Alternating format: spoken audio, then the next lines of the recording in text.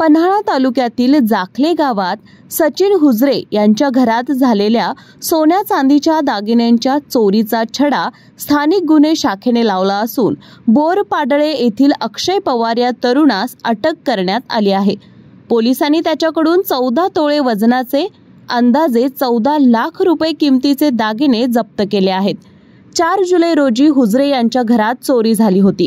यानंतर कोडोली पोलिसात अज्ञात चोरट्यांविरुद्ध गुन्हा दाखल करण्यात आला होता। स्थानिक गुन्हे शाखेने समांतर तपास करताना संशयिताच्या हालचालींवर लक्ष ठेवले। हुजरे यांच्या घरात ये-जा करणाऱ्या अक्षय पवारवर संशय बळावल्यावर पोलिसांनी कसून चौकशी केली।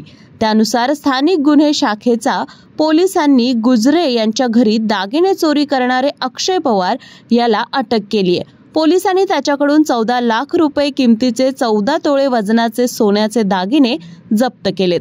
ही कारवाई पोलीस निरीक्षक रवींद्र कळमकर, पोलीस उपनिरीक्षक जालंधर जाधव, अंमलदार हिंदूराव केसरे, संजय पडवळ, वसंत पिंगळे, अमित सर्जे, अनिकेत मोरे आणि सतीश सूर्यवंशी यांच्या पथकाने केली।